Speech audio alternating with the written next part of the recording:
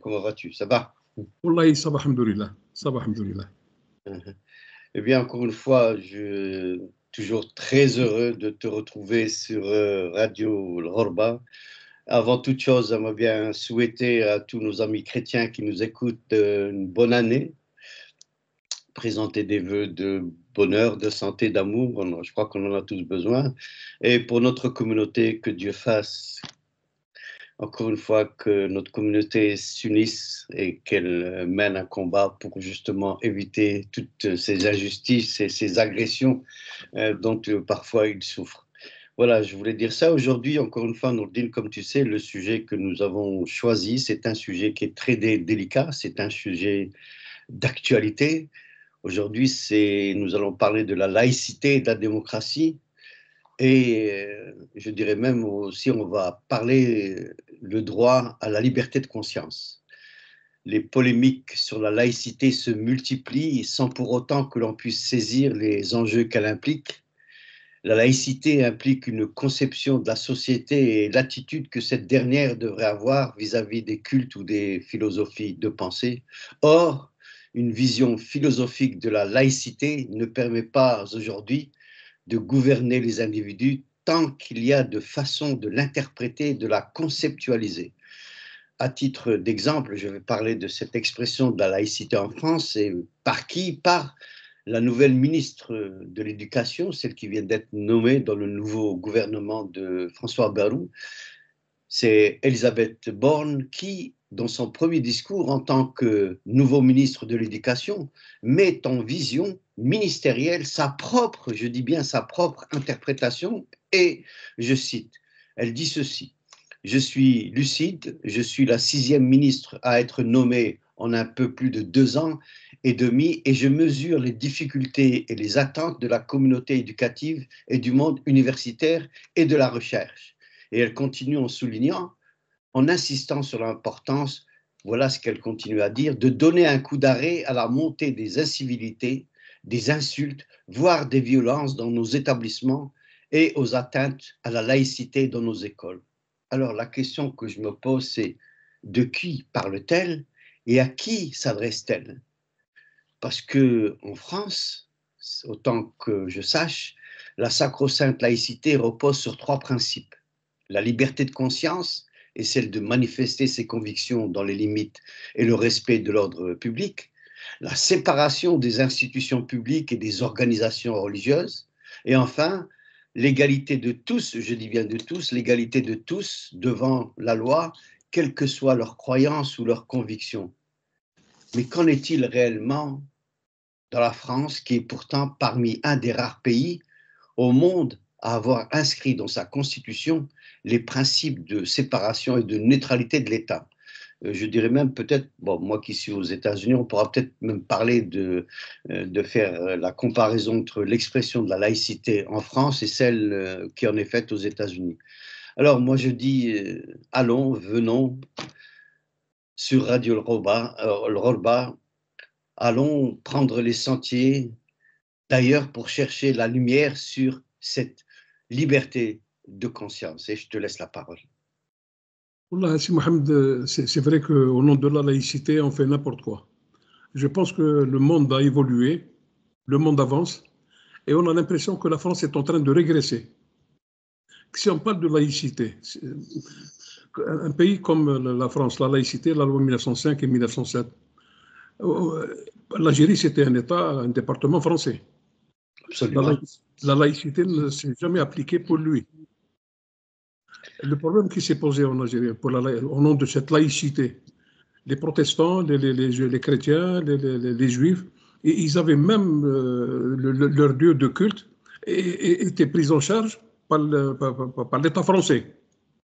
Les mosquées, les lieux de culte musulmans, ils recevaient à peu près dans les 25% de moins que les autres communautés, et pourtant la communauté principale, c'est la communauté musulmane. On ne donne rien du tout. C'est que le problème, c'est Mohamed, il y a eu un débat à l'Assemblée nationale française. Et un débat en 1940, voilà, pour avoir la date exacte, le 30 août 1947, auquel un grand militant, député, Allah yarhamou, Boukadoum, Simchoud Boukadoum, يعيطوا له سي الحواس, qui a tenu des propos à l'Assemblée nationale française, quelque chose qui sort de l'ordinaire. Il a détaillé c'était quoi la laïcité. Il a essayé de faire comprendre. Il y avait lui qui a intervenu. Il y avait Mzranna qui a intervenu. C'est député de l'Assemblée nationale française. Il y a Djemal Derdour qui a intervenu. Et ils ont essayé de prouver que la laïcité, c'est quelque chose les musulmans qui devaient être concernés, on interdisait même la langue arabe, on la considérait comme une langue étrangère. Donc, au nom de la laïcité, on peut parler, et c'est le seul pays en Europe qui, soi-disant, que n'est pas laïque, qui exerce ce qu'il fait actuellement. C'est pour ça qu'il y a une discrimination. Et la discrimination, elle vient pas parce que c'est contre les Algériens, ou là, les Noirs, ou là, les Arabes, ou là, les Maghrébins. C'est une discrimination et c'est une haine viscérale vis-à-vis de l'islam. C'est l'islam qui est visé, c'est pas les individus, si on peut en parler. Et à chaque fois, si on peut simplement parler des mosquées à Alger, Tchawa et tout ça, qui ont été transformées en cathédrales. La mosquée de Constantine, plusieurs mosquées transformées en cathédrales. Donc c'est pour ça qu'au nom de cette laïcité, c'est pour ça que pour moi personnellement, ça ne veut rien dire. Ça ne veut rien dire. Ça c'est pour cacher les problèmes qui existent en France ici.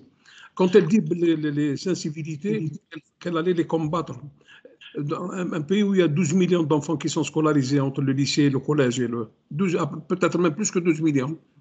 Et on prend 4-5 exemples sur 12 millions et après on les met, voilà, parce qu'ils n'ont rien à présenter.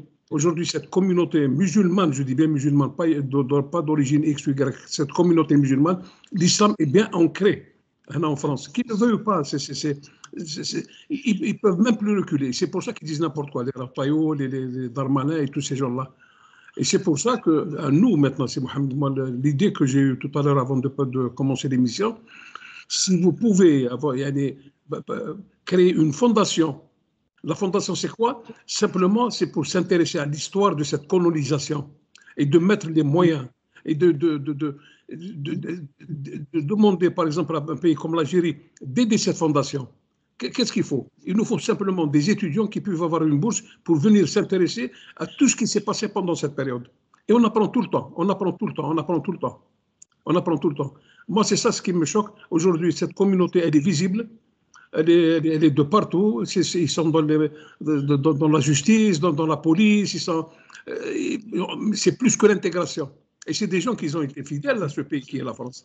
N'oublions pas le sacrifice de la Première Guerre mondiale, le sacrifice de la Deuxième Guerre mondiale. Et si on remonte à loin, en 1832, les premiers régiments des Zouaves, et ainsi de suite, ils ont toujours combattu du côté de la France et en étant toujours fidèles. Mais cette France raciste et xénophobe n'a jamais admis que des musulmans puissent accéder à des postes très importants. Juste pour que les gens qui nous écoutent, de 1830 à 1962, il y a eu, je crois, un seul général. Et pour vous dire, un seul général. Voilà, et donc on voit simplement, et pourtant c'est ces gens-là qui ont libéré ce pays qui est la France, à l'époque où beaucoup de Français, je peux dire la majeure partie des Français étaient du côté du régime de Vichy. Je vous laisse dire quelque chose. Tu sais, ce que tu viens d'énoncer là, pour moi, c'est toujours très émotionnel.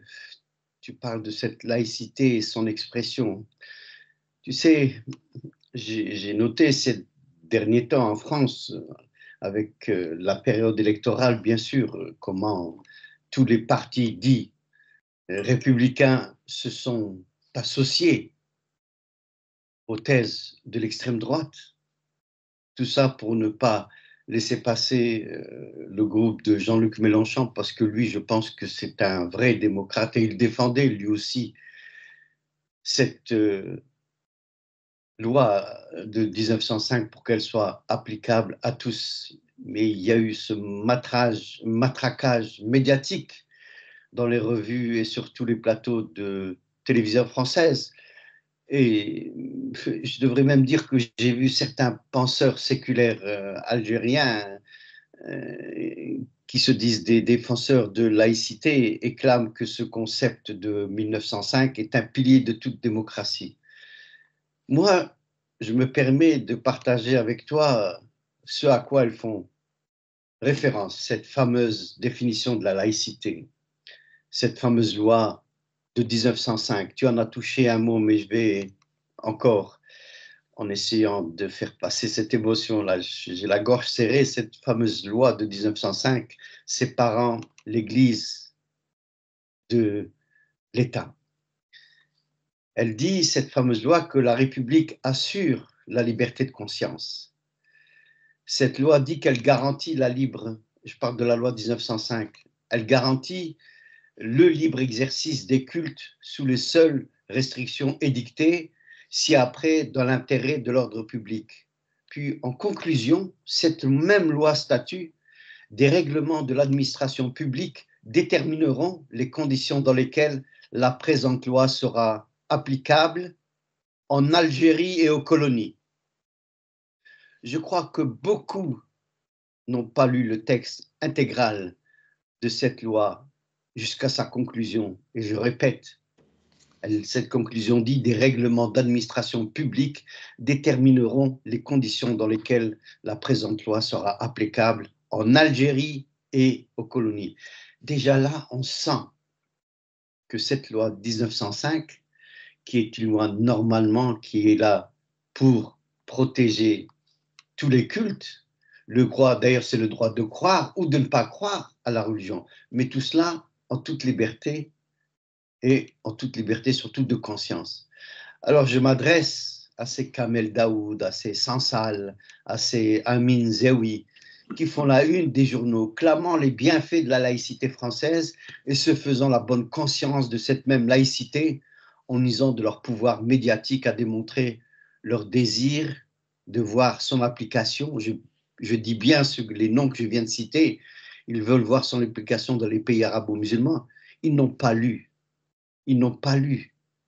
la loi 1905 jusqu'au bout. Je ne les ai pas vus, moi, dénoncer ce qui s'était passé en Birmanie, en Birmanie avec les musulmans birmans.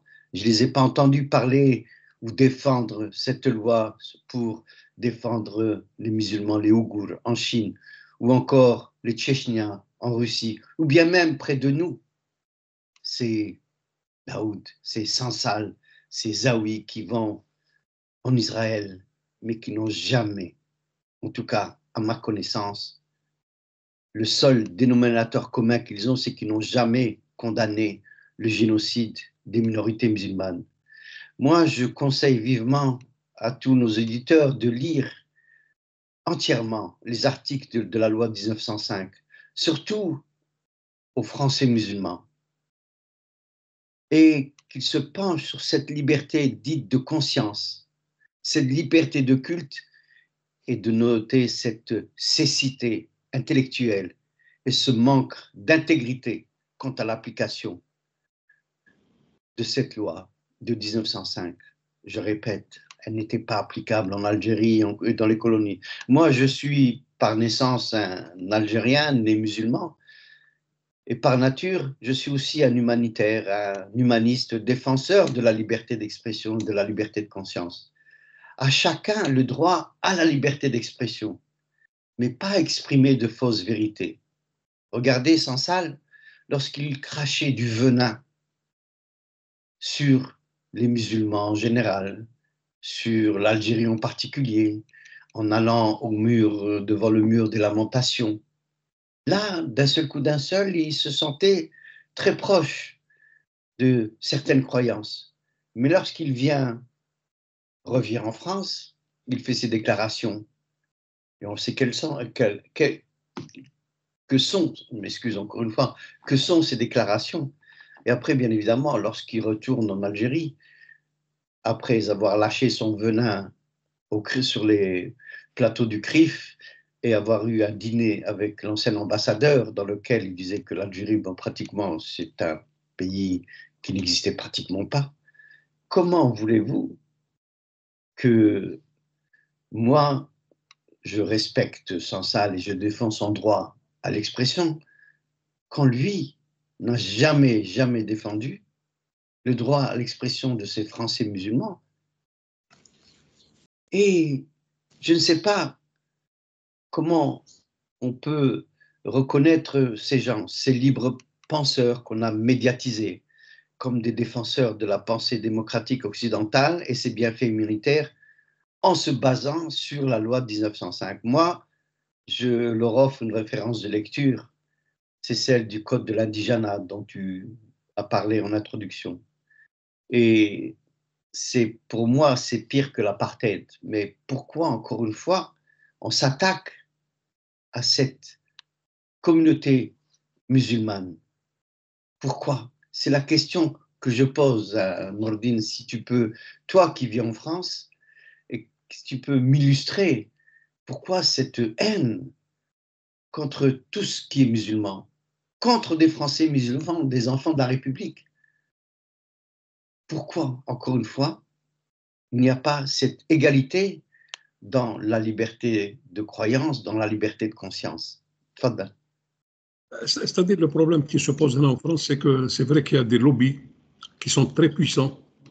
Vous savez, ils ont compris les nouvelles guerres, c'est l'information, c'est la communication, et ils ont investi ce domaine-là. C'est pour ça qu'aujourd'hui, on se sent un peu, quand on va par exemple dans un pays comme la France, on n'a pas, à part Radio Maghreb ou la radio Beurre, où il y a 2-3 radios, pour une population qui avoisine les 10 ou les 12 millions de musulmans. Donc c'est ça le muscle. Ils ont investi bien comme il faut. Mais il faut dire qu'aujourd'hui, nous avons des jeunes qui se battent et qui ne se laissent pas faire. Moi, j'ai toujours voulu, souhaité que des gens de chez nous puissent s'intéresser à l'histoire de ce pays. Quand on voit simplement, c'est Mohamed, j'ai juste le journal officiel du 20 juillet 1945 a publié l'arrêté du 12 juillet 1945 imposant aux maîtres des écoles arabes la connaissance obligatoire du français. Qu'est-ce que ça a par la suite? Les conséquences, la quasi-totalité de ces maîtres ignorant le français. Cette mesure a entraîné immédiatement la fermeture de toutes les médersa et écoles coraniques. Donc ils utilisent des moyens légaux, en quelque sorte. Il y a eu quelques députés qui se battent, mais ils n'ont pas la majorité au sein de l'Assemblée nationale. Et à chaque fois, cette peur ils ont peur de l'islam et des musulmans. Et pourtant, les musulmans ont montré leur fidélité à ce pays qui est la France. Ils n'ont pas trahi ce pays quand même, subhanallah. Mais c'est ça le véritable problème. Donc aujourd'hui, c'est à nous. C'est pour ça que je vous lance encore. C'est Mohamed, si vous pouvez créer une fondation, simplement qui puisse s'occuper de l'histoire de ce pays. L'histoire. Simplement que l'histoire, sans haine, voilà qu'est-ce qui s'est passé pendant d'autres années, voilà qu'est-ce qui s'est passé là. Voilà, c'est tout que les gens sachent. Mais c'est quand même, c'est grave. On interdit à quelqu'un. Autre chose aussi. Pour les étrangers qui vivaient en Algérie, les Espagnols, les Maltais, qui ont envahi l'Algérie après 1830, leurs enfants, quand ils naissent dans ce pays qui est l'Algérie, ils sont considérés comme français. Ils sont considérés comme français. Et les Algériens qui vivent dans ce pays-là, on leur interdit d'être des Français, sinon il faut qu'ils quittent son statut personnel parce qu'ils sont musulmans, il faut qu'ils laissent, on revient à la laïcité, laisse l'islam, laisse tout ça, et là on t'accepte. Donc vous voyez que ce racisme qui existe depuis des années et des années, ce n'est pas simplement d'aujourd'hui. Et la seule possibilité, moi je pense que les armes qu'on peut avoir, c'est simplement d'informer nos compatriotes, de s'intéresser à l'histoire de ce pays. Et ils ont la possibilité de le faire. Et il faut que vous l'aidiez comme vos enfants dans les universités, médecins, il faut qu'ils vous disent historiens, et ainsi de suite, pour donner c'est pour l'intérêt déjà pour eux et l'intérêt de ces enfants demain quand ils seront par exemple en âge de rester dans ce pays ou le quitter, on ne sait pas. Et aujourd'hui, voilà qu'est-ce qui se passe. Des lois, on interdit aux Algériens d'apprendre comme quoi que l'arabe c'est une langue étrangère, chose qui n'a jamais quand même existé. Avec l'affaire Tadé. Et le sujet, c'est Mohamed, en 1947, au sein de l'Assemblée nationale française, il y a eu des hommes. Il y a des hommes qu'on oublie, comme Mezghanna, Khidr, Moukadoum, Jamal Derdour, des sommités de la mine de Barine. Et aujourd'hui, c'était des gens qui défendaient la dignité de l'Algérien, qui se combattaient pour leur religion. Et aujourd'hui, on n'entend plus parler d'eux. Comment voulez-vous qu'on puisse avancer? Mohamed. C'est-à-dire que là, il y a un travail, évidemment, je pense que ce que tu émets comme idée à savoir qu'il y ait une fondation qui soit créée pour essayer de enlever, de débroussailler l'histoire des musulmans en France. Mais moi, quand il y a ce débat, là on est en train de discuter de laïcité, je combats un pays qui est un pays de faussaires. Oui, je répète, tu as bien entendu, la France est un pays de faussaires. Et je vais remonter un petit peu à l'histoire, puis on reviendra sur la religion musulmane. Lorsque la France fait de Voltaire une icône, une gloire de la France, un idole du peuple, une référence fondatrice de la future Révolution française et de l'esprit républicain, il y a pourtant une autre face, bien moins connue, déconcertante, où le même homme, Voltaire, paraît ouvertement antisémite et raciste. Voltaire est un faussaire, et les laïcs français plus encore. Pourquoi? Parce qu'ils disent que la laïcité vient et est née pratiquement avec Voltaire. Alors c'est faux. La vraie laïcité, elle n'est pas née en France avec cette fameuse loi du 9 décembre 1905 qui codifie les principes de la laïcité avec, comme je disais tout à l'heure, lorsque j'ai lu les petites notes pour dire que cette laïcité ne s'appliquera pas à l'Algérie, aux colonies. Pourtant, l'Algérie et les autres colonies faisaient partie de cette France, soi-disant laïque. Mais cette France laïque qui a démontré lors des dernières élections qu'un parti fasciste et raciste prenant sa source judéo-chrétienne totalement intolérante vis-à-vis des musulmans français de non-souche. Oui, ils sont français, mais ils ont trouvé l'excuse en disant oui, mais ce ne sont pas des Français de souche. Et ce parti fasciste, il a eu un record terrifiant et inquiétant de 35% des voix de l'électorat votant. Tout Français confondu. Je dis bien, et tu me corriges pour les chiffres si ils ne sont pas exacts, c'est bien 35% des Français votants, c'est-à-dire soit un votant sur trois. Et cette laïcité, à ce que la France veut nous faire croire, en citant l'exemplarité de la laïcité de Voltaire avec son fameux traité sur la tolérance qui a été écrit à l'occasion de la mise à mort de Jean Calas en 1763 par les catholiques. Ce fameux Voltaire n'a fait que copier un philosophe arabo-musulman, sans le référer bien entendu, jusqu'à même prendre le titre pour son plagiarisme sur le traité de l'intolérance, écrit par ce fameux arabo-musulman. Oui, même le titre, Voltaire l'a volé. Voltaire était anti-juif, islamophobe et royaliste dans le sang. On n'a qu'à voir son livre, L'Esprit des Nations, où il écrit « Il n'est permis qu'à un aveugle, écrit-il, de douter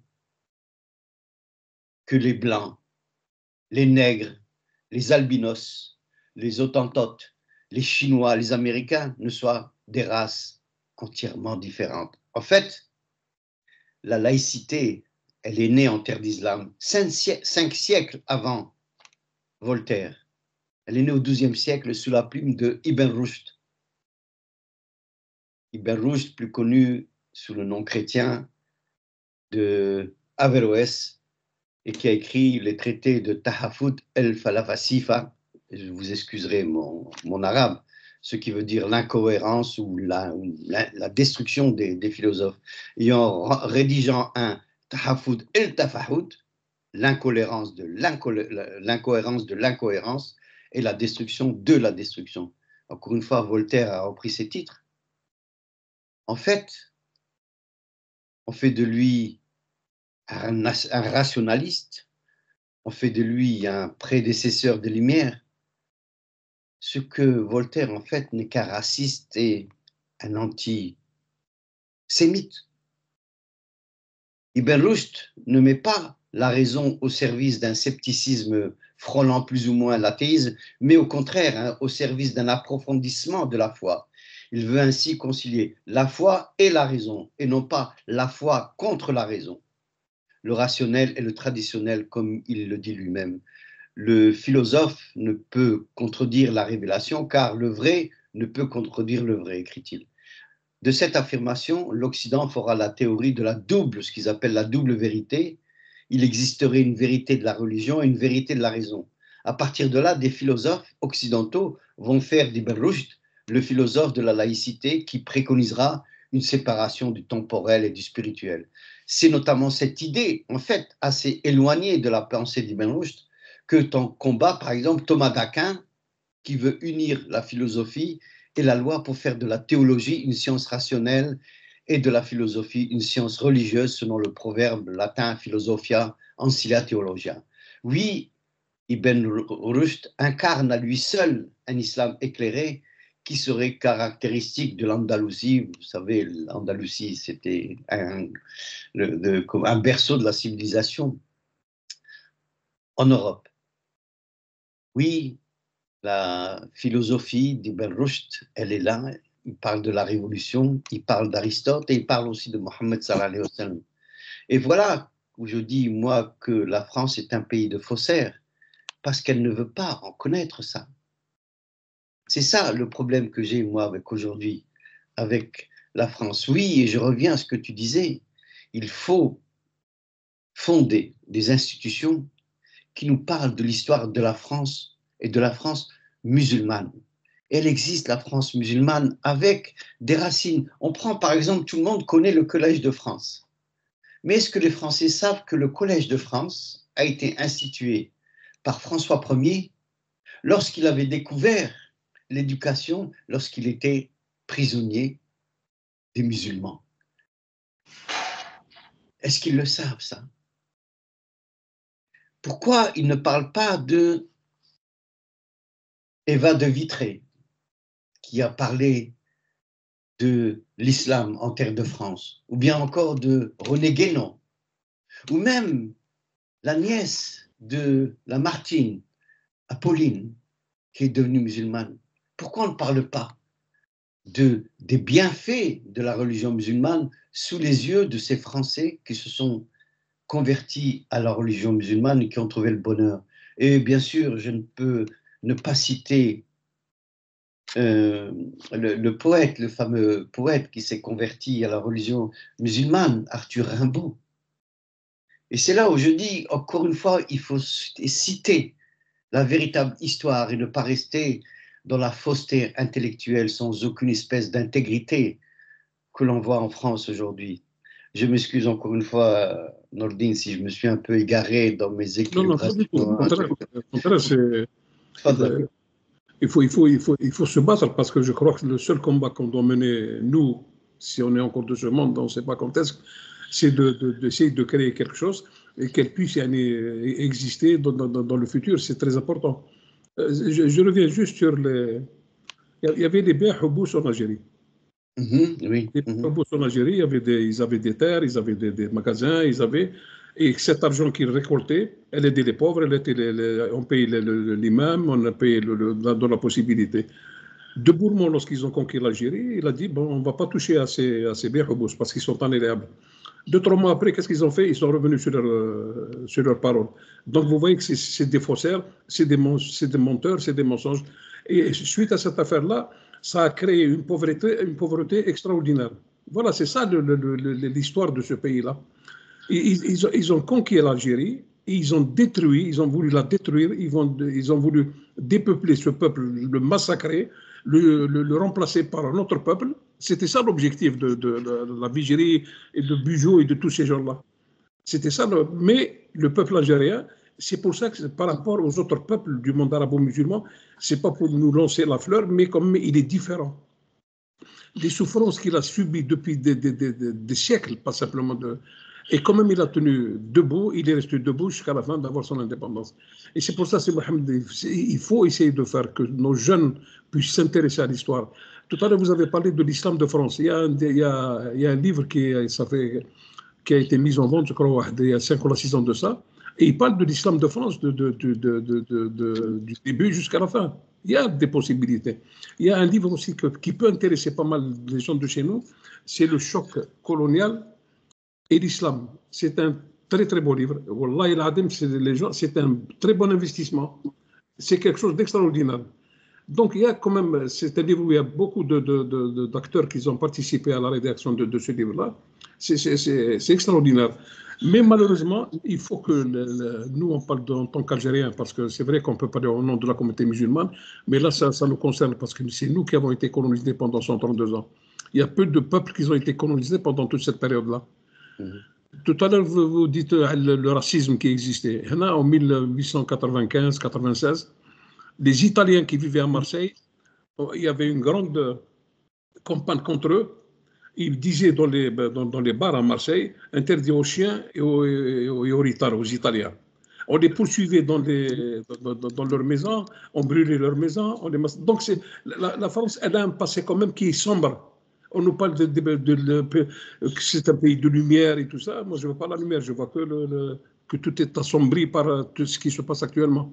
Et ils ont une haine viscérale, pas du Maghreb, ils ont une haine viscérale de l'islam, de la religion musulmane. Parce qu'ils savent que la religion musulmane, qu'on le veuille ou pas, je ne dis pas que c'est eux que c'est les musulmans qui ont découvert la médecine ou la découvert X ou Y, mais ils ont participé avec tous les savants de l'époque pour sauver ce qui devait être sauvé de l'humanité. Les musulmans, l'islam a sauvé l'humanité. S'il n'y avait pas d'islam, peut-être qu'on ne serait même pas arrivé à ce que nous sommes actuellement aujourd'hui. Mais ça, les gens, ils oublient. C'est pour ça que je lance un appel à la jeunesse. Il faut qu'ils s'approprient leur histoire. Il faut qu'ils s'approprient leur histoire. C'est quelque chose de très important. Il y a une possibilité, mais simplement, il faut de l'aide. De l'aide, c'est l'État. Il y a un centre culturel algérien à Paris, à Marseille, il n'y a pas de centre culturel. À Lyon, il n'y a pas de centre culturel. Un seul centre culturel dans toute la France. Là, tu sais, Nourdine, bon, moi, je ne vis pas en France, toi, tu vis en France. Mais quand tu prends l'ancien ministre de l'Intérieur, Darmanin, à chaque fois qu'on a essayé d'avoir, ou que dans certaines villes, notamment à Marseille, à Tourcoing, du côté de Bordeaux, etc., le plus clair de s'entendre, Darmanin, il espionnait, entre guillemets, ces mosquées. Et il exprimait ces mosquées lorsqu'ils entendaient les prêches qui étaient faites, où il parlait d'éducation, où on parlait des valeurs de la République. Tout ce qu'on trouvait à faire, il disait que c'était des discours communautaristes et qu'ils étaient contre les lois de la République, alors que ça se passait dans des mosquées. On a fermé plus de mosquées qu'on en a ouvertes sous Darmanin. Je ne sais pas si tu te rappelles. Et il n'y a pas eu une levée de bouclier, même dans la communauté musulmane. Et c'est ça aussi un petit peu qui m'a, moi, chagriné. Alors que Darmanin lui-même, son grand-père est algérien. Et c'est là où je me dis, comment on peut aller vers cet éveil pour reprendre ce fruit que l'on a défendu en France, parce que le fruit de la culture, le fruit du savoir, ça vient aussi en partie de l'islam. Et même ça, dans les madrasas, dans les institutions coraniques en France, on veut les fermer, on veut les interdire. Ça me rappelle un petit peu lorsque les Français sont arrivés en Algérie. Contrairement à ce que beaucoup disent, c'était un pays où il y avait plus de 90% de lettrés, c'est-à-dire de gens qui savaient lire et écrire. Alors qu'en France, à l'époque, les personnes qui venaient d'Alsace, etc., les nouveaux pieds noirs, ils étaient soldats, puis après on leur donnait le fameux cheval, un fusil, un cheval et une charrue, mais ils étaient illettrés. Et c'est pour ça que la soldatesque française, la première victime de cette soldatesque, ça a été les madrasas, parce que c'était le centre culturel. Pourquoi, encore une fois, la grandeur des nations vient de leur culture? C'est Saint-Louis qui a dit ça. Et les Français le savaient, et c'est pour ça qu'ils se sont attaqués au madrasa. Mais pour revenir aux fruits du savoir, toi, tu dis, l'islam n'a peut-être pas tout fait. Moi, je dis que l'islam a beaucoup fait. Tu prends l'université de Montpellier, la première université de médecine, Ibn Sina. Je parlais tout à l'heure du Collège de France qui a été fait par François Ier. C'est là où il y avait de plus grands professeurs qui venaient. Ils venaient de la terre musulmane. Nous sommes au 15e, 16e et 17e siècle. Et je reviens encore une fois, ce que tu me dis, j'essaie de trouver le fil de la discussion parce que là, j'ai vraiment la gorge serrée. Lorsque même tu prends des auteurs comme Victor Hugo. Victor Hugo était, lorsqu'on prend son discours qu'il a fait devant l'Assemblée nationale, il a été horrible avec les musulmans, c'était un colonialiste et il traitait les Africains d'animaux sauvages. Mais sur la fin, il a découvert l'islam, il a écrit un très beau livre sur les orientales. Il a écrit un autre livre, c'était sur l'ascension de Mohammed sallallahu alayhi wa sallam dans les cieux à Jérusalem. Et il y a un livre qui a été écrit, je crois qu'il y a 2 ou 3 ans, on pourra peut-être en parler tout à l'heure à la fin de l'émission, puisqu'on va faire de la publicité sur un ouvrage, Victor Hugo, l'Islam, qui a été écrit. Et on se demande si Victor Hugo n'a pas fait un long chemin pour venir vers sa découverte de la véritable religion, qui peut-être, il a même été convaincu de cette beauté de la religion musulmane, du message, et peut-être même, certains disent, après qu'ils aient lu les orientales, qu'il s'est peut-être converti. De même, on peut parler d'André Gide, qui a été en Algérie, qui a découvert la religion, puis évidemment, eu égard à ses orientations sexuelles, il n'a pas pu continuer dans cette voie parce qu'on lui a dit que bon, son orientation sexuelle ne pouvait s'harmoniser avec la religion musulmane. Pour ne citer que, bon, bien sûr, j'ai parlé d'Arthur Rimbaud, je peux parler aussi d'Isabelle Eberhardt. Et tout ça, je pense que ces jeunes devraient s'intéresser à ce genre de lecture pour découvrir non seulement que la France a des racines aussi culturelles musulmanes et qui ne datent pas de 1830, bien avant cela, et qu'ils ont fait le sillon de la connaissance qui va venir grâce à l'islam en Europe. Ceux qui ont traduit les premiers livres d'Aristote sur la République, qui vont devenir ces livres de philosophie que l'on trouvera sur toutes les universités d'Europe, il ne faut pas oublier, c'est aussi le grand commentateur. Qui est-il? Il n'est autre qu'Ibn Rushd, et il y a aussi, évidemment, Ibn Sina. Pourquoi ne pas reconnaître ça? Et c'est là où on doit revenir au fondement même de cette grande civilisation qui a été guidée par l'islam. Et ne pas laisser les Zemmour, ne pas laisser les Daoud, ne pas laisser les, Sansal est en prison, les Zawi, etc., continuer à proférer ces mensonges. Parce qu'eux, en tant que nés musulmans, reniant l'existence même de leurs origines, se font les relais, ou ils sont les valets de tous ces gens qui condamnent l'islam et qui, eux aussi, ou sont nés en terre d'islam, ou eux-mêmes sont nés en terre d'islam. BHL, Bernard-Henri Lévy, il est né à Fiwaram. Zemmour, ses parents, il a dit qu'il a grandi avec la musique Shabi et Keltoum. Et on peut continuer à citer d'autres parmi les politiques, etc.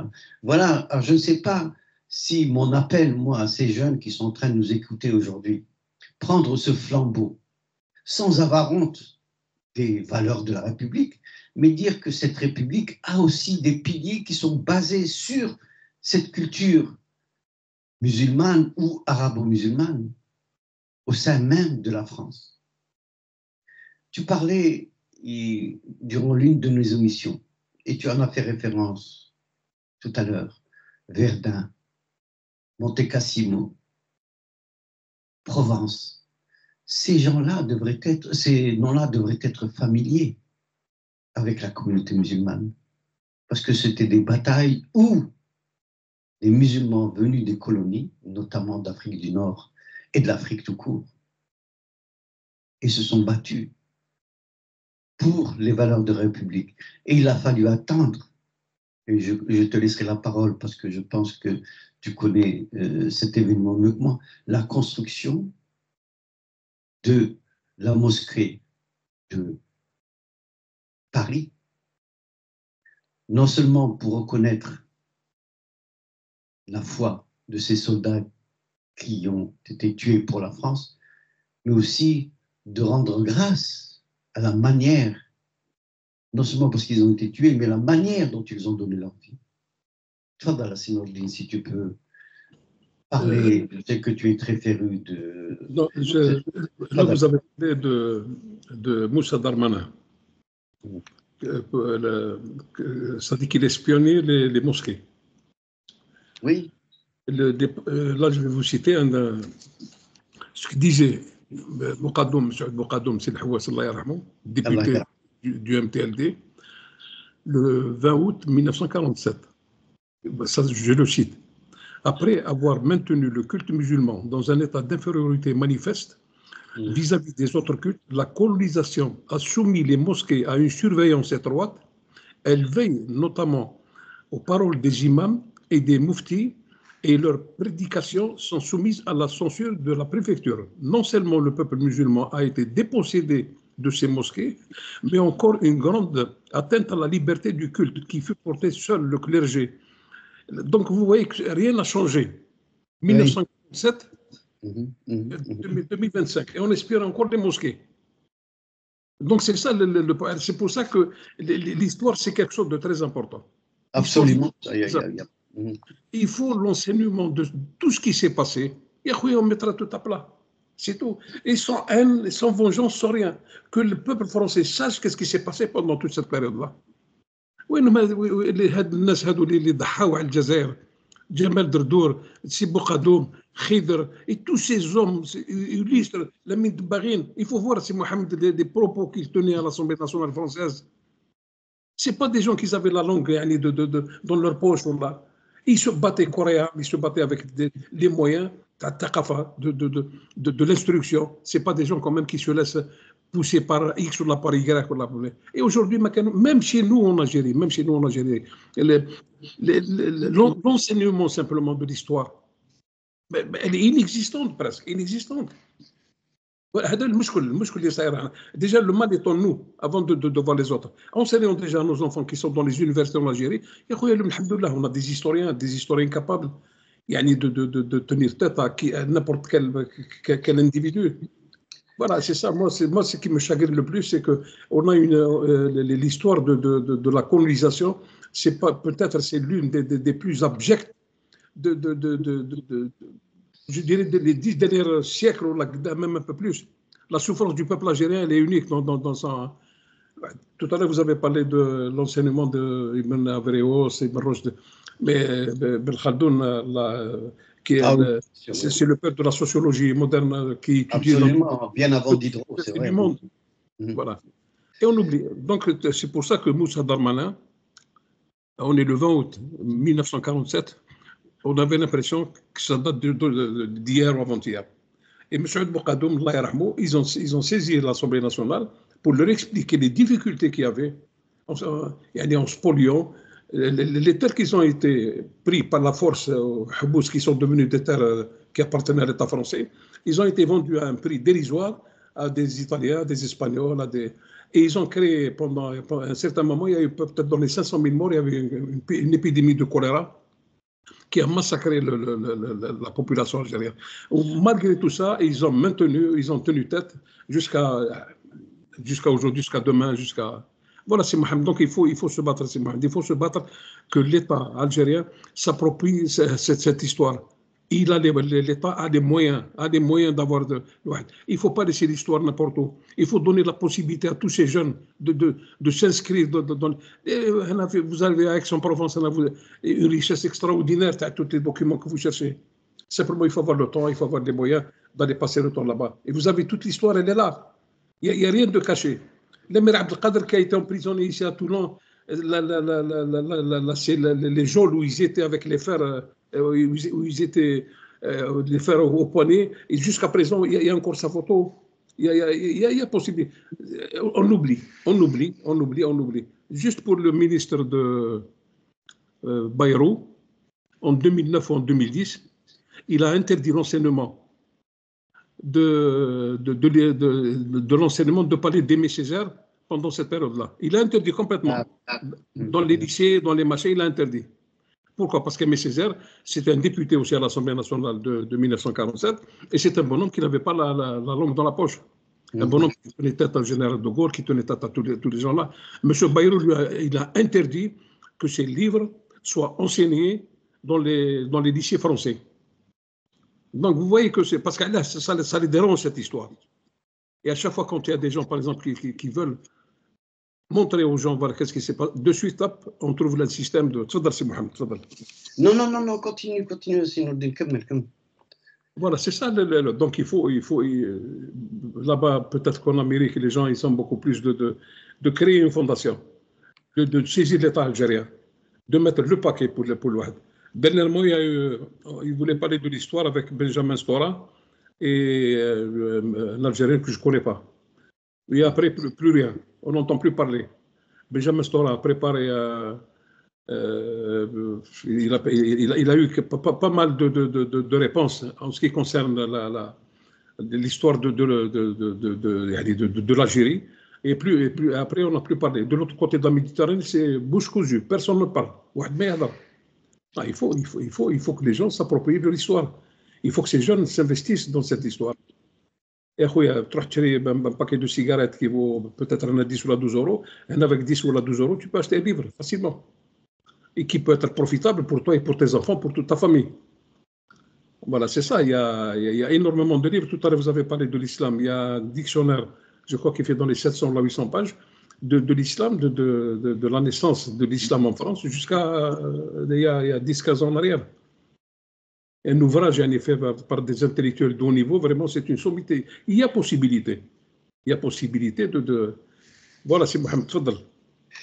Là, mais encore une fois, si tu veux, dans un pays qui est, entre guillemets, aussi éduqué que la France, dans un pays où, lorsqu'on voit le système éducatif en France, que ce soit au niveau scolaire, primaire, dans les lycées ou à l'université, et après on arrive que parmi les 20 plus grandes écoles du monde, il y en a 5 ou 6 qui sont françaises. Donc, où l'éducation est quelque chose de... c'est sacro-saint.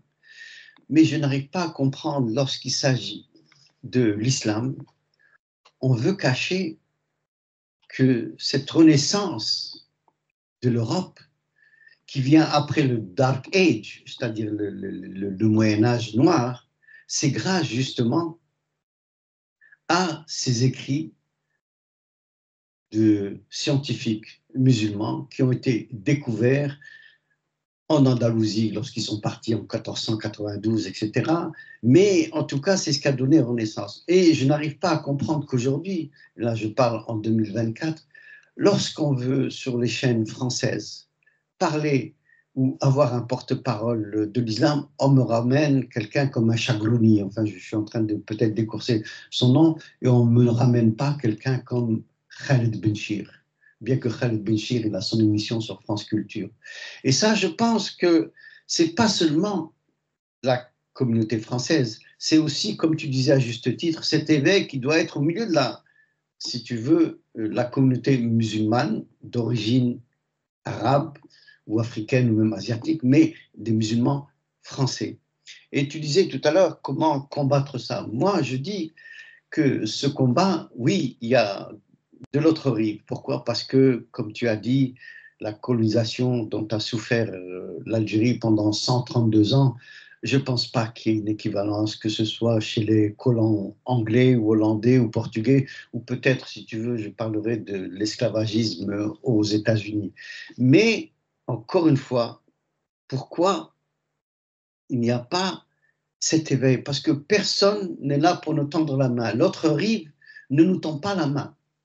L'autre rive, pour débroussailler l'histoire de la colonisation et de la guerre d'Algérie, il a fallu qu'il y ait quelqu'un comme Benjamin Stora qui écrit ce mémoire qu'il a fait pour le donner à Macron. Évidemment, c'était téléguidé, bien que j'ai un grand respect pour Benjamin Stora, que j'ai eu l'occasion de rencontrer à plusieurs reprises. Mais encore une fois, je réponds à ton appel. Que doit-on faire pour éveiller tous ces jeunes qui sont aujourd'hui des médecins, qui sont aujourd'hui des ingénieurs, qui sont aujourd'hui des chercheurs. Encore dernièrement, je pense que bon, l'Institut de Pierre et Marie Curie, c'est une musulmane d'origine maghrébine qui en a pris la direction. Pourquoi ces voix ne s'élèvent pas pour faire reconnaître qu'ils sont français et musulmans et qui veulent arrêter de faire de la France un pays de faussaires, comme je disais tout à l'heure, même si j'ai cité Victor Hugo, j'ai cité Gide, j'ai cité, comment s'appelle-t-il, Arthur Rimbaud, puis même, je pourrais même citer des femmes. Hein. Tout à l'heure, je disais qu'il y avait aussi des femmes, c'est Apolline, la nièce de Lamartine, même Lamartine, qui est pourtant connue, s'intéressait à l'islam. D'ailleurs, sa nièce s'est convertie parce qu'elle a eu ce livre de l'islam. Arthur Rimbaud, dont on a parlé tout à l'heure, comment il a découvert l'islam, c'est son père qui était un légionnaire en Algérie et qui lui a offert le premier Coran lorsqu'il avait, je pense, 15 ans. Alors, je ne sais pas, je reviens encore, j'essaie d'être clair moi-même dans mon explication, je ne sais pas si je passe le message. C'est à cette population française musulmane de se lever et de commencer à batailler en citant des gens comme Victor Hugo. On n'a pas besoin de citer des Iqbal ou bien Averroès ou Ben Rushd. On va aller doucement, on va citer des Français qui se sont convertis. La plupart des convertis musulmans en France, ce sont des intellectuels et des professeurs d'université. On prend Brenet, on prend René Guénon, on prend Eva de Vitré. Eva de Vitré, c'est une physicienne. René Guénon, bon, c'est pas à toi que je vais apprendre qui était René Guénon.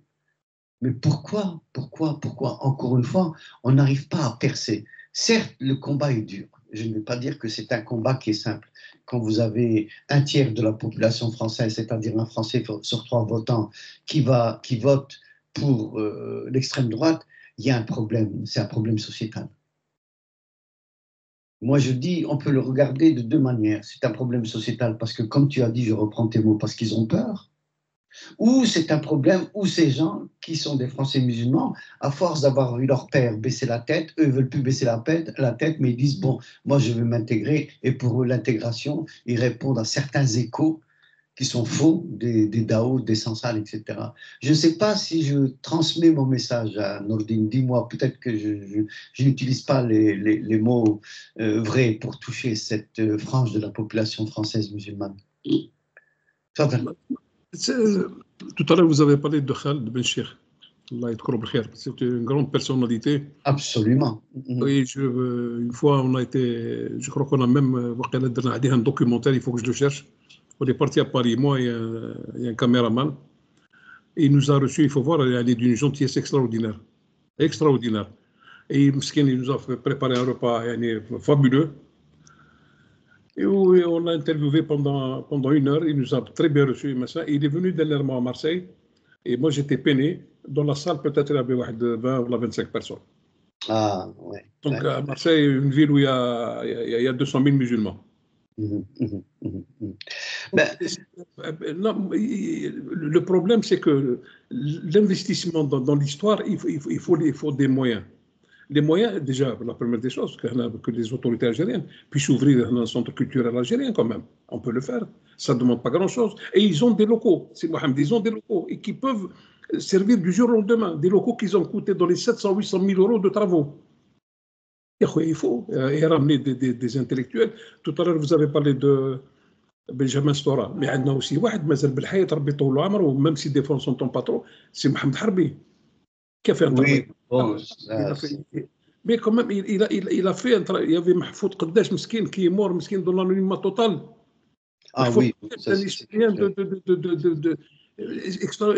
ne peut même pas le comparer à quelqu'un d'autre sur le plan historique. Il y a eu des hommes de grande volonté, mais ils sont disparus. On a l'impression que tout s'est arrêté dès qu'ils sont partis, quand ils étaient vivants. De temps en temps, on les voyait dans la télévision, on les voyait dans la presse, on les voyait. Hop, maintenant, donc ça fait, je ne sais pas moi, 5-6 ans, il n'y a rien. Il n'y a rien du tout. Et c'est ça l'État algérien, si des responsables nous écoutent, s'ils veulent vraiment investir dans un domaine qui peut rapporter peut-être, pas à court terme, mais à long terme, quelque chose de positif pour les Algériens, dans leur sens, que ce soit les Algériens qu'ils ont la double nationalité ou l'Algérie de l'autre côté. C'est l'investissement dans les livres d'histoire, c'est l'investissement. Il faut investir cette histoire, il faut la décortiquer, la débroussailler et la mettre pour que les gens puissent savoir qu'est-ce qui s'est passé. C'est tout. Sans haine, sans regret, sans rien du tout. Bijou, un criminel, c'est un criminel, voilà qu'est-ce qu'il a fait. C'est tout. Ils peuvent. C'est le souhait. Ça, c'est un souhait, Inch'Allah. Oui, tu sais, encore une fois, tu cites Khaled Benchir, tu as cité aussi les historiens algériens. Moi, je vais prendre un exemple, et puis là, je crois que je vais enlever l'épée de Damoclès qui est au-dessus de ma tête depuis le début de l'émission. Je ne savais pas comment l'introduire, mais maintenant, je vais l'introduire. Lorsque tu trouves une personnalité musulmane qui perce les écrans, une personnalité musulmane qui va être invité, devant l'Assemblée nationale française et qui va humilier les députés qui l'interrogeaient. Lorsque tu prends cet homme qui était un professeur à Oxford, que ses livres ont été traduits dans plus de 100 langues, et du jour au lendemain, ils l'ont détruit. Ils l'ont détruit. Cet homme, c'est Tariq Ramadan.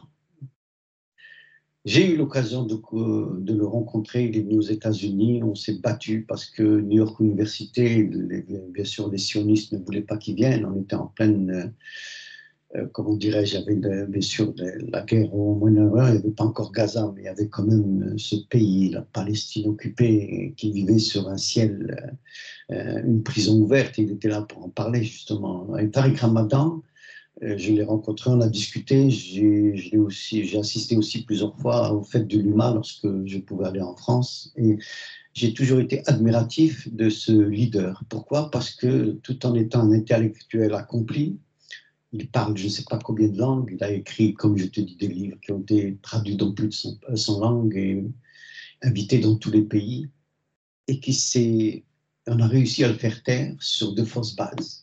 Je ne suis pas là pour défendre ou pour le juger sur ce qu'il a fait. Tout ce que je sais, c'est qu'il a été innocenté, mais innocenté après 9 mois passés en prison.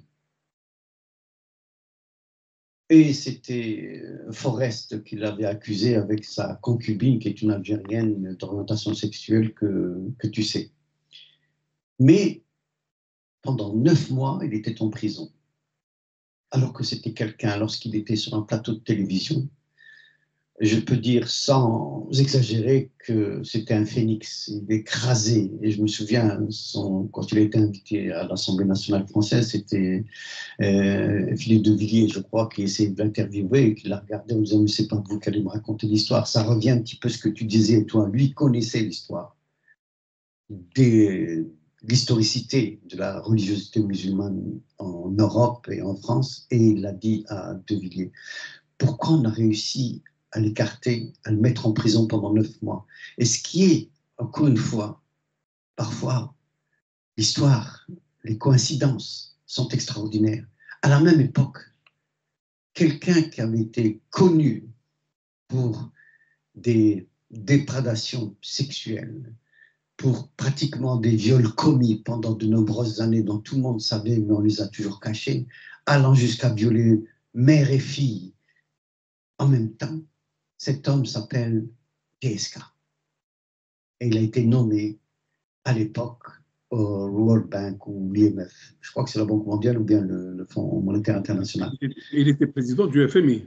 Voilà, le FMI, exactement. Et puis, on va se faire avoir par cette pauvre petite femme de ménage qui, au départ, va poser plainte. Il va être, d'ailleurs, c'était triste à voir qu'un homme de cette envergure. De cette envergure, j'ai assisté à ses cours en France. Qui a aspiré à être président de France. Hein. Oui, et j'ai assisté à ses présentations. J'étais banquier, comme tu sais, à l'époque j'étais avec Citibank, donc j'avais été avec le Fonds monétaire international, le World Bank, et c'était quelqu'un qui vraiment était d'une culture, d'une envergure incroyable. Mais lui a été arrêté pour avoir vraiment violé cette femme de ménage. On a été le rechercher dans un avion, ça c'est aux États-Unis. On l'a attaché, on l'a montré devant les écrans. Arrivé en France, il est libéré. il ne va pas passer un jour en prison. C'est en même temps que l'affaire Tariq Ramadan qui a été accusé de viol. Je ne suis pas là pour me prononcer sur ce qu'il a fait ou ce qu'il n'a pas fait. Toujours est-il qu'il a été innocenté, mais qu'il a passé 9 mois de prison.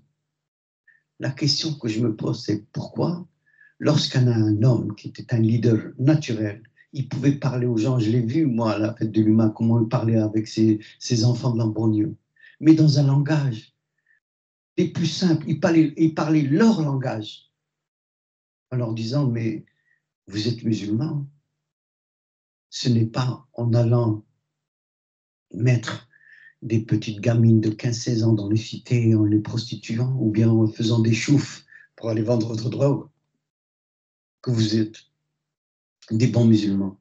Non, venez, je vais vous expliquer. Et il s'asseyait avec eux, je ne sais pas si tu as été à la défaite de l'UMA, sous un chapiteau, mais c'était là où il y avait le plus de monde, c'était autour de lui. Et en même temps, tu pouvais le retrouver sur les bancs des plus grandes universités. Il ne faut pas oublier qu'il était à Oxford pendant de nombreuses années. D'ailleurs, beaucoup de gens ne savent pas, mais c'est lui qui a décortiqué Machiavelli. Et Dieu sait s'il est dur à lire, Machiavelli. Lui, il a écrit 3 ou 4 livres sur ça, et c'était sa spécialité. Hein. Et pourquoi beaucoup de Français vont dire que le machiavélisme, c'est un terme péjoratif. Non. Machiavel, c'était un diplomate, c'était quelqu'un qui a su s'imprégner de toutes les cultures. Et le discours du prince de Machiavelli, il a été écrit à partir d'une prison, parce qu'il était en prison, eu égard à ce qu'il avait fait, et que surtout son père avait fait pour Gênes. Enfin, je ne vais pas parler de l'histoire de l'Italie, mais toujours est-il que le point que je veux faire, c'est que Machiavelli s'est beaucoup inspiré de l'Empire ottoman, de l'organisation des armées sur pied. C'est lui, c'est Machiavel, il s'est inspiré de l'Empire ottoman. Mais ce que je voulais dire par là, pour revenir à Tariq Ramadan, et de le mettre en juxtaposition, pas en juxtaposition, c'est pas le terme exact, avec DSK, c'est là où je dis que la France est un pays de faussaires et d'hypocrites. Pourquoi? Tous les deux sont d'une grande envergure intellectuelle. Tous les deux, peut-être, n'ont pas des vies sans reproche. Mais l'un a été pris la main dans le sac par les Américains, traîné devant un tribunal. L'autre, c'était sûr de fausses accusations, mais avec de fausses déclarations, bien évidemment. Il y a même, enfin, le procès, on dit que le policier avait fait de fausses, comment dit-on, de faux procès-verbaux avec Caroline Forest et sa concubine, qui d'ailleurs, eux, n'ont eu aucune espèce de punition, si ce n'est celle de Laurent Ruquier sur On n'est pas couché, qui a dit à Caroline Forest, je ne vous inviterai jamais plus parce que vous avez accusé un homme qui était innocent, qui a passé 9 mois de sa vie en prison. Je ne sais pas si tu te rends compte de l'ignominie de ce pays dès qu'on a un leader musulman qui sait parler, qui veut faire comprendre aux enfants délaissés de la République française qu'ils ont droit au chapitre et qu'ils ont droit à leurs rêves et qu'ils ont droit surtout à l'éducation. C'est ça, Nouroudine, je ne sais pas si je m'exprime, parce que là, encore une fois, je suis très émotif aujourd'hui dans cette émission, mais c'est là où je ne peux pas pardonner à Madame la France, le pays des droits de l'homme, enfin, supposé des droits de l'homme, dirais-je, d'avoir fait ça au XXIe siècle, avec 2 personnes d'envergure, mais avec 2 finalités différentes. L'un va être enfermé, l'autre va rester et continuer à faire ce qu'il fait. Et ça, je ne peux pas pardonner à Madame la France, ce genre d'action. De tuer dans l'œuf quelqu'un qui voulait faire naître des enfants de la République, qui certes sont musulmans, mais qui voulaient le faire naître, les inscrire ou les insérer dans cette société qui les avait rejetés. Je ne sais pas si tu es d'accord avec moi, Notli. C'est Mohamed, c'est vrai que Tariq Ramadan, c'est une grande personnalité. Moi, je me rappelle lorsqu'il est venu la première fois à Marseille, il y a peut-être une vingtaine d'années, et c'est vrai qu'on était émerveillés par c'est un bonhomme qui, quand il commence à parler, c'est extraordinaire. C'est vrai. Il ne faut pas oublier que c'est le petit-fils de Hassan Ben Allah yarhamou. Et je Bah, crois qu'il on il a n'arrête payé. pas de lui reprocher. Enfin, Oui, je te justement. laisse terminer, je vais dire un petit mot là-dessus aussi. Voilà, Fadal. ils l'ont accusé parce que Allah, c'est un intellectuel, c'est un homme qui est plein de savoir. Et je reviens toujours à Sibou Khadoum, Allah yarhamou, toujours en 1947, la fermeture des mosquées aux docteurs non officiels de la loi, de la foi, de la loi musulmane, contribue d'autre part à répondre à l'analphabétisation devenue une des plaies de l'Algérie, car ce pays d'islam, les mosquées sont non seulement des lieux de prière, mais encore des lieux où les docteurs de la loi musulmane viennent donner des cours. Donc, Tarek Ramadan, il est dans cette lignée. Il vient, et c'est vrai que les premiers temps, il était invité dans des lieux de culte, et il parlait vraiment quelque chose d'extraordinaire. Il y a quelqu'un qui a le savoir, il faut le détruire. C'est pour ça que je reviens toujours. Il faut l'enseignement de l'histoire, c'est Mohamed. C'est la Bien seule sûr, bien sûr. possibilité qui peut nous sauver, il n'y a rien d'autre. Voilà. Malheureusement, Tarek Ramadan, il a payé, mais quand même, il est en train quand même de reprendre vie à la Kulihal. Il est beaucoup sollicité en France dans des soirées, dans des conférences, il reprend un peu ce qu'il a perdu par le passé, parce que les gens ne sont pas bêtes, ils savent qu'il fallait l'attaquer parce que c'est un intellectuel qui ne se laissait pas faire, qui ne se laissait pas impressionner, et c'est pour ça que même son frère, on n'entend plus parler de lui. Je crois que heureusement qu'il a eu la nationalité suisse, parce qu'il n'avait pas la nationalité suisse, je ne sais pas ce qu'ils auraient fait de lui. Ah, ça c'est sûr, ça c'est. Euh, c'est- Je crois, si je peux dire un mot sur Tariq Ramadan, son grand-père El Benna, oui, c'était lui, Hassan Benna, c'est lui, c'est vrai le père des frères musulmans, mais contrairement à l'image que l'on veut traduire, toutes les tantes de Tariq Ramadan étaient des intellectuels ou des professeurs d'université ou des chercheuses ou bien des enseignants. Ça, ce sont ces tantes, les enfants de Hassan el-Benna. Alors qu'on essaie de faire croire que c'était des frères musulmans qui étaient des assassins, etc., etc.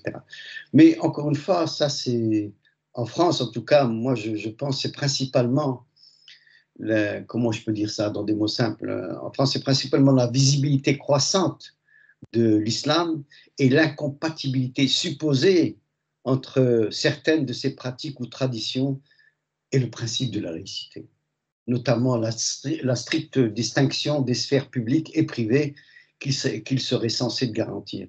Qui, je tiens à le rappeler, depuis la fin des années 1980, avec la première affaire des fouloirs, je ne sais pas si tu t'en souviens, Nordine, des premières affaires des fouloirs à l'école, ont relancé les débats sur le champ d'application de la portée de la loi de séparation entre l'Église et l'État. Au risque de faire une simplification, les débats opposent, au-delà des lignes politiques habituelles, les défenseurs d'une laïcité de combat, qui voit dans le strict refoulement des particularismes religieux à la sphère privée la seule solution pour préserver une identité civique commune aux partisans d'une laïcité positive qui met en garde contre une application absolutiste de la séparation entre les églises et l'État. Alors, selon ces derniers, il y a le couvert de l'universalisme républicain et il y a une approche de la laïcité. Mais même l'approche de laïcité, elle est discriminatoire aujourd'hui à l'encontre des minorités religieuses, notamment les musulmans. Si on voit la législation, je ne sais pas si tu te souviens, de 2004 et celle de 2010 sur le port du voile intégral dans l'espace public, de même que le récent projet de loi visant à instaurer une obligation de neutralité religieuse dans les établissements privés d'accueil de la petite enfance lorsqu'ils sont chargés d'une mission de service public, ou encore l'exclusion de cette petite lycéenne musulmane accusée de faire du prosélytisme en portant une jupe trop longue et noire, et cela signalerait un durcissement du principe de séparation avec une mise à l'écart toujours plus stricte des appartenances confessionnelles. J'ai grandi en France. J'étais interne dans un lycée jésuite. Puis j'ai fait la fac. Il y avait des personnes de confession chrétienne qui venaient avec des croix autour du cou, Il y avait des personnes de confession juive qui venaient avec la kippa. Ça n'a jamais été un problème. Comment se fait-il qu'aujourd'hui, ça devient un problème? Comment se fait-il que, je ne sais pas si tu te souviens de Valls, qui était à l'Assemblée nationale, il se couvrait avec la kippa lorsqu'il allait parler avec ses invités juifs. Ou encore Habib, ce fameux député représentant les Français les Français de confession juive, qui allait avec sa kippa à chaque fois qu'il allait à l'Assemblée nationale qui est le credo même de la laïcité, ou qui devrait être le credo même de la laïcité. Pourquoi on ne leur a jamais rien dit? Pourquoi se fait-il que maintenant les signes ostentatoires de cette petite lycéenne qui n'avait même pas un foulard sur la tête parce qu'elle avait une jupe qui était longue, on lui a dit non. Je me pose la question, je vais même le dire en arabe, pourquoi? Et comment veux-tu qu'après que ces jeunes qui n'ont pas cette conscience religieuse, qui n'ont pas encore cette conscience de la liberté, de ce concept de la liberté de conscience, qui va grandir avec le fait que leurs mères qui portaient le voile en les attendant à la sortie de l'école ont été maltraités, ont été arrêtés. Ou bien encore ces pauvres petits-enfants allant avec leur mère à la plage et qui portent des burkinis se voient verbalisés sur les plages de Nice ou de Cannes. Alors que moi, j'ai vu des décrets de Nice ou de Cannes qui datent de 1960 où on interdisait le bikini. Voilà, peut-être que ce sont des images primaires que je suis en train de faire parce que là, je suis animé par cette colère de cette discrimination qui se fait au moment où je te parle, là, maintenant. Pourquoi? Pourquoi? Oui, certes, c'est à la communauté musulmane de se révolter, mais imagine-toi un enfant qui grandit avec ces images. Ça va se fauciller dans son esprit. Et c'est là où va naître la crainte. Et qu'est-ce que ça me rappelle? Ça me rappelle la crainte de ces juifs d'Allemagne qui se sentaient allemands jusqu'au moment où il y a eu le Kristallnacht, la nuit de cristal, la nuit de l'Ankoutou, avec l'avènement d'Hinkler et puis les gens qui disaient Mein Kampf. C'est là où on en est aujourd'hui. Est-ce que ça, c'est, comment dirais-je, ces débats sur les signes de vêtements religieux qui nous induisent en erreur et qui va jusque dans cette expression où on verbalise les gens? Tu te souviens de Rachel Nekez qui allait devant les tribunaux? Beaucoup de gens l'ont pris pour un illuminé, pour un clown, mais toujours est-il que son geste, c'était symbolique. Il a été payé, bon, c'est pour que ces femmes n'aillent pas en prison parce qu'ils avaient été verbalisés. Ils payaient leur... Je ne sais pas si tu te souviens, Nordine. Oui, oui, bien sûr.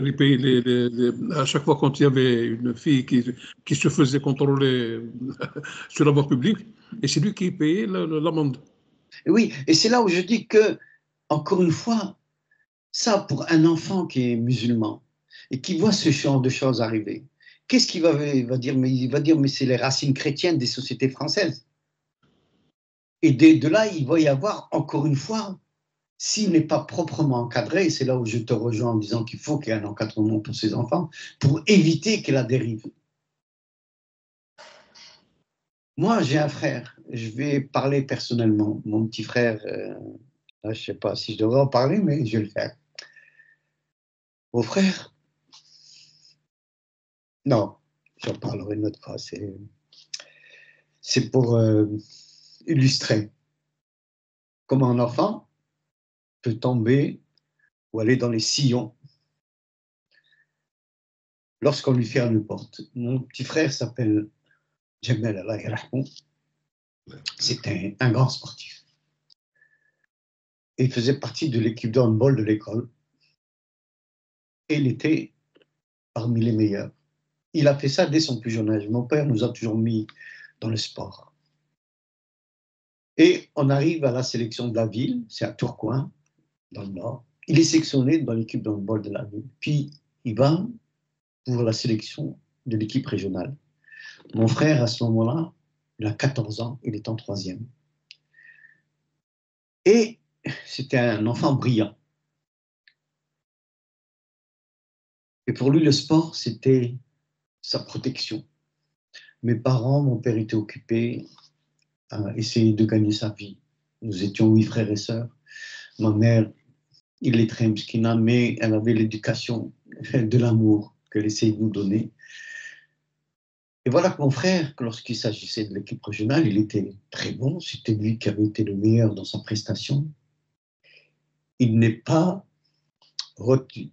Pourquoi? Parce qu'il s'appelle Sessi Djemel. Il est né à Tourcoing, mais il est d'origine algérienne. Lui qui ne s'était jamais senti étranger, il avait des petits copains, Philippe, Jean-Pierre, Jean-Paul, Marine, Christine. Il parlait très peu l'arabe.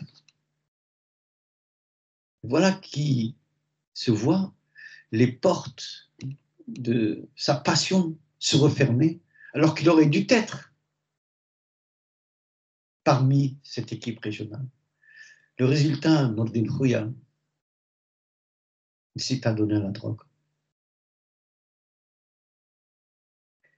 Et ces sillons l'ont tué. Voilà. Enfin, je m'excuse. Voilà, c'est Mohamed, ça me fait penser à. Moi, j'aime pas revenir au passé. Djamel Derdour, qui était député du MTLD et qui est mort à l'âge de 100 ans. Moi, j'ai eu la chance de le connaître. Il est venu à Marseille. Et bien, lui aussi, c'est un joueur professionnel. Il jouait avec le Red Star de l'époque. Et il avait vraiment le joueur professionnel. Un jour, avec l'équipe du Red Star, il devait aller en Suisse pour jouer contre la Suisse. Arrivé au poste de la douane, ils ont vu sur sa carte de résidence indigène, pas de nationalité, parce qu'il n'avait pas de nationalité. Donc le douanier lui a interdit d'entrer en Suisse.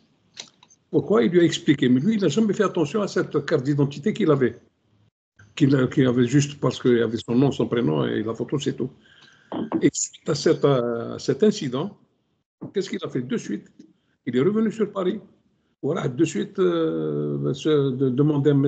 Haj de l'accepter dans le mouvement de l'étoile nord-africaine. Et c'est vrai que ce racisme-là qui touche toute notre jeunesse, et c'est pour ça, c'est Mohamed, moi je reviens toujours, il faut se battre. Il faut que les gens sachent ce qui s'est passé pendant toute cette période-là. Il ne faut pas baisser les bras. Il ne faut pas baisser les bras. Tout à l'heure, vous parlez des sommités. Djamel Din Afghani, rahimahullah. Il faut qu'un jour, fasse une émission spéciale pour lui. Djamel Din Afghani, qui a répondu à Ernest Renan, quand même Ernest Renan qui est un philosophe de grande renommée, et qui n'avait pas beaucoup de sympathie par rapport à l'islam, par rapport à... Et en 1882, je crois qu'il y avait un débat à la Sorbonne. Djamel Din Afghani devait assister pour répondre à Ernest Renan. Malheureusement, ce jour-là, il n'était pas présent, mais il lui a répondu dans un petit livre. Mais il faut voir ces gens de quoi ils étaient capables. Cheikh Mohamed Abdou, rahimahullah, sur le problème de l'islam, il critiquait beaucoup plus les responsables musulmans que peut-être les Européens les critiquaient, parce qu'ils avaient une connaissance extraordinaire. Voilà. Mohamed, c'est une émission qui est un peu spéciale aujourd'hui. C'est le racisme qui les a tués et qui a fait d'eux. Voilà, Inch'Allah, la semaine prochaine, on fera une autre émission avec un autre thème. Juste le livre pour que les gens puissent les intéresser. Voilà, c'est le choc colonial et l'islam. C'est un très beau livre et je vous assure que vraiment, c'est un investissement qui en vaut le coup. Voilà. À mon tour, j'ai un livre à proposer aujourd'hui. C'est un livre qui s'appelle La liberté de conscience. C'est un livre quand même assez conséquent. La liberté de conscience, c'est l'histoire de... Enfin, il essaie en tout cas de donner cette notion sur ce qu'est la liberté de conscience. Et évidemment, il parle bien sûr de la loi de 1905. Mais c'est un livre que je conseille pour comprendre ce qu'est la véritable liberté de conscience. Et l'auteur s'appelle, je vais vous le dire, c'est Dominique Avon. Dominique Avon, A-V-O-N. Et c'est un livre qui a été profacé par, je vais vous dire, c'est quelqu'un c'était un art, je vais vous dire, c'est parce que j'arrive pas à lire là dans mes... C'est Ben Achour, il dit Ben Achour, le Tunisien.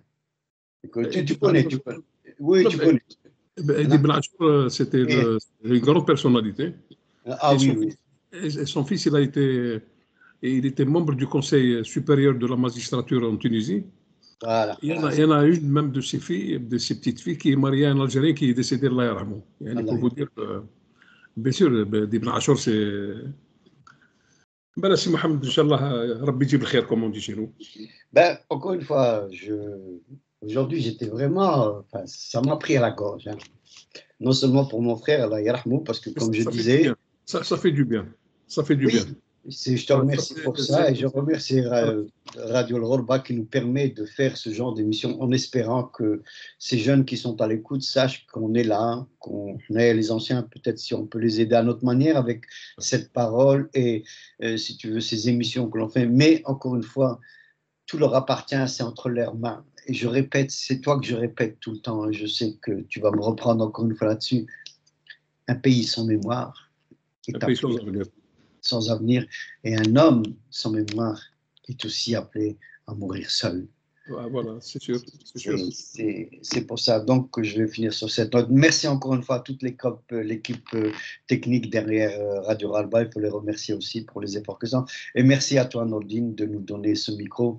Et je répète encore une fois à tous les auditeurs, n'hésitez pas à nous écrire. Vous avez je mets toujours sur ma page les coordonnées pour nous envoyer des emails ou bien tout simplement des messages, parce que c'est grâce à vous que vont savoir d'abord si nous devons faire quelques corrections, mais aussi pour recevoir des suggestions pour continuer à faire ce genre d'émission.